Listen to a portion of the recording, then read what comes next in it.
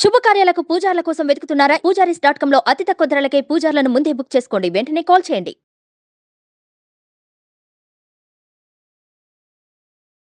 నమస్తే అమ్మా. నమస్తే. మార్గశిర పౌర్ణమి రాబోతోంది. అవునమ్మా. మార్గశిర పౌర్ణమిలో పాటించవలసిన నియమాలు, ఉమ్. లభించే ఫలితాలు ఒకసారి తెలుసుకుందాం.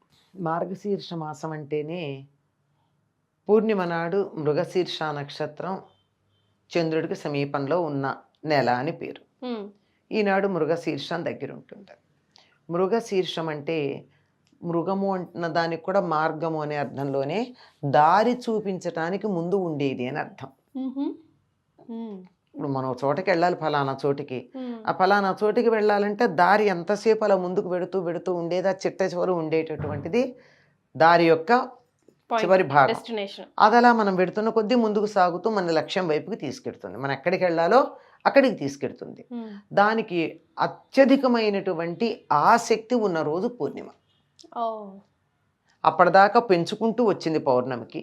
పూర్ణిమ నుండి కొద్ది కొద్దిగా తరుగుతూ వెడుతుంది. పూర్ణిమ నాడు మాత్రం ఈ మార్గశీర్ష నక్షత్రం యొక్క ప్రభావం పరిపూర్ణంగా ఉంటుంది. అంటే దాని ప్రభావంలో ఉన్న చంద్రుడి యొక్క ప్రభావం మన మీద ఉంటుంది. అంటే మన లక్ష్యం వైపుకు వెళ్ళడానికి సహకరించేది అని. ఈనాడు కార్తీక మాసంతో పాటు ఈ మాసంలో కూడా కృష్ణుడు చక్కగా రాసలీల చేశాడని కొన్ని పురాణాలు చెప్తాయి. ఓకే. అంటే వెన్నెలలు చాలా అందంగా ఉండేటటువంటి రోజు. అటు కార్తీక మాసంలో ఎంత అందంగా ఉంటుందో ఇలా మార్గశిర మాసంలోకి వచ్చేటప్పటికి కూడా వెన్నెల్లో అటువంటి సౌందర్యం మనకి కనపడుతూనే ఉంటుంది. త్వరగా చీకటి పడుతుంది. సూర్యోదయం మామూలుగానే అవుతుంది, మరీ అంత త్వరగాను ఆలస్యంగాను కాకుండా ఇట్లా ఉండేది. దీనికి దత్త జయంతి అనేటటువంటి పేరు కూడా ఉంది. దీన్ని ఏదో కోరల పున్నమ అని కూడా అంటారట కొంతమంది. కోరల పున్నమ అంటే కోరలాదేవి అని ఒక అమ్మవారు ఉందట, యముడి యొక్క సోదరట, ఆవిడ యొక్క అనుగ్రహం పొందడానికి అని ఒక స్టోరీ. అది కట్టు కథగానే చెప్తారు, అందులో వాస్తవం ఎంత ఉందా.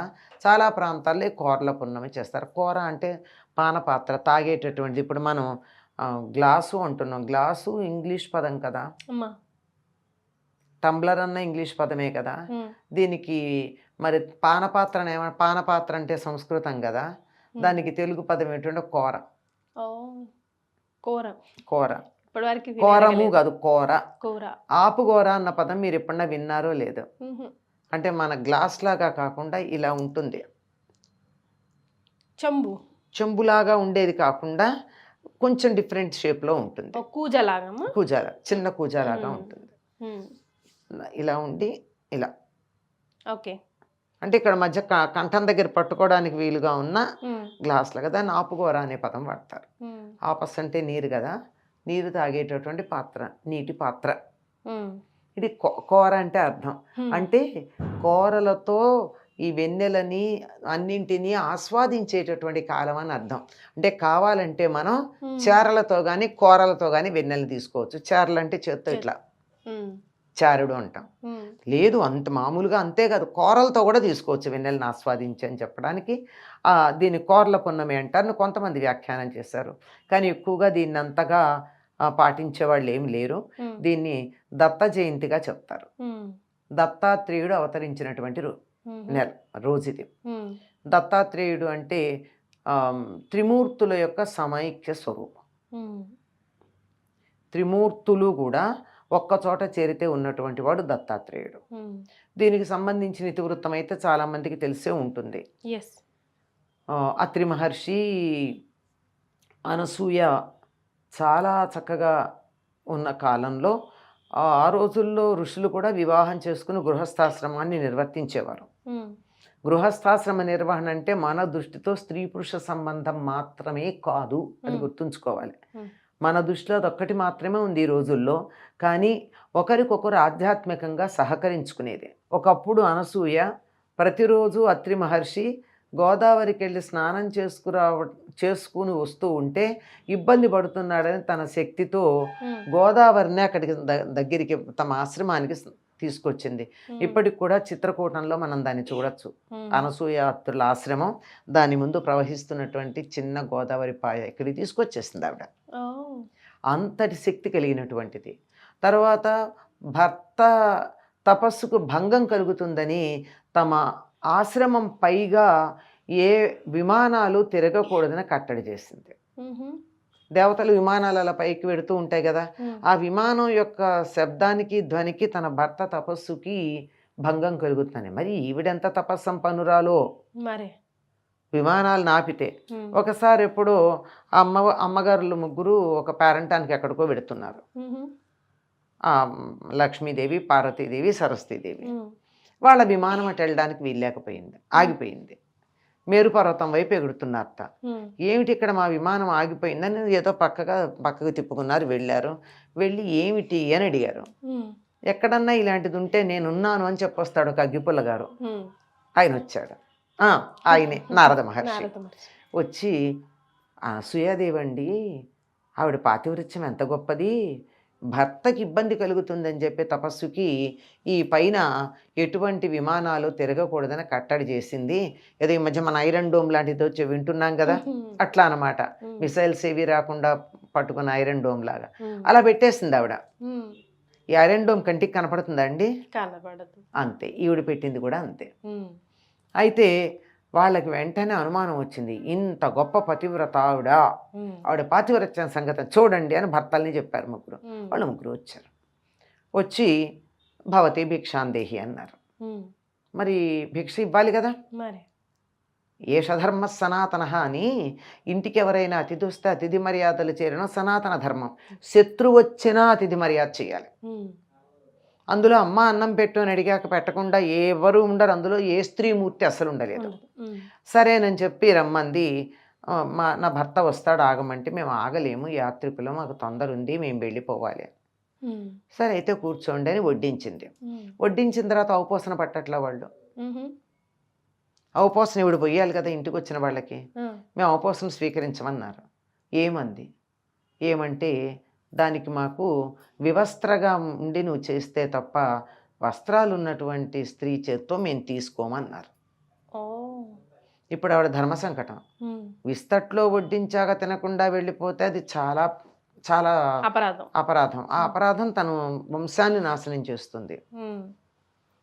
ఇలాగా పరపురుషులు ముగ్గురున్నారు, వాళ్ళ ముగ్గురు ఎదురుగా వస్త్రం లేకుండా కూర్చోవడం మరీ అపరాధం.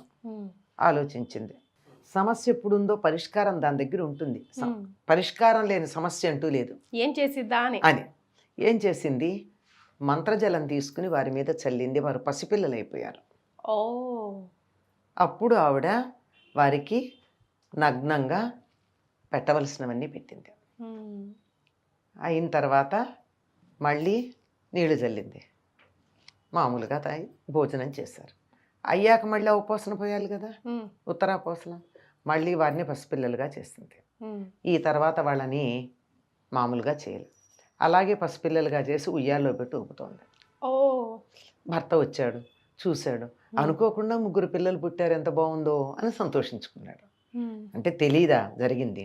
తెలిసింది. భర్తలు ఎంతకాలం తిరిగి రాకపోయేటప్పటికీ ఆ ముగ్గురికి కొంచెం అయ్యో ఏమైంది అనుకున్నారు. విషయం తెలుసుకుని వచ్చి, పాతివ్రత్యంలో నేను మించినటువంటి వాళ్ళు లేరు, ఎటువంటి క్లిష్ట సమస్యనైనా చాలా చక్కగా పరిష్కారం చేశావు అని సంతోషించి ఆవిడ్ని, మా భర్తల్ని మాకు తిరిగి ఇవ్వమని కోరుకున్నారు. కోరుకుంటే సరే, పాపం తను ఎంతగా భర్త కావాలనుకుంటుందో వాళ్ళు అనుకోరా. అందుకని వాళ్ళ మళ్ళీ మంత్రజలం చల్లి వారు మామూలుగా చేసి, నీ పాతివ్రత్యానికి నీ ధర్మనిరతికి మెచ్చుకున్నాము, ఏమన్నా వరం కోరుకోమన్నారు. కోరుకోమంటే మిమ్మల్ని అలా చంటి పిల్లల్లాగా ఉయ్యాల్లో వేస్తే నాకు ఎంత ఆనందంగా ఉందో అలా మీరు నాకు పిల్లల్లాగా కావాలి అని అడిగింది. అందుకని వాళ్ళ అంశలతో ముగ్గురు కుమారులు జన్మించారు ఆవిడకి. బ్రహ్మగారి అంశతో చంద్రుడు, రుద్రుడు అంశతో దుర్వాసుడు, విష్ణు వంశతో దత్తుడు జన్మించారు. తర్వాత ముగ్గురు కలిసి ఒకే రూపంగా మారిపోయారు. ఆయన్ని దత్తాత్రేయుడు అన్నారు. అత్రి మహర్షికి తనని తాను దత్తుడైపోయాడు. త్రిమూర్తులు ముగ్గురు కూడా అత్రి మహర్షికి దత్తమైపోయారు, ఇవ్వబడిపోయారు. దత్తం అంటే ఇవ్వడమే కదా, అలా ఇవ్వబడ్డారు. అందుకని ఇది మార్గశిర పూర్ణిమ నాడు జరిగింది గనక దీన్ని దత్త జయంతిగా భావిస్తాము. ఈయనకి దత్తాత్రేయుడికి 3 తలలు, 6 చేతులు ఉంటాయి. ఎందుకంటే ముగ్గురి యొక్క లక్షణం అందులోనే ఉంది కదా, మరి త్రిమూర్తుల యొక్క ఏకరూపం. దత్తాత్రేయుడిని ఆరాధించినట్టయితే త్రిమూర్తుల్ని ఆరాధించినట్టే. ఈయన మొట్టమొదటి గురుస్థానంలో ఉన్నవాడుగా చెప్పబడుతూ ఉంటారు.